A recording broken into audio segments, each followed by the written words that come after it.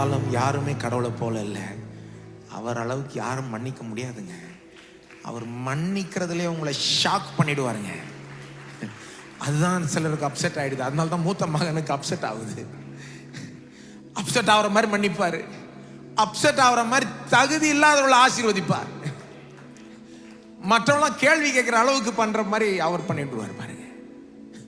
வேணுக்குனே அப்படி அவர் பண்ணுவார். அவர் அவ்வளோ மன்னிப்பில் பெரியவர்.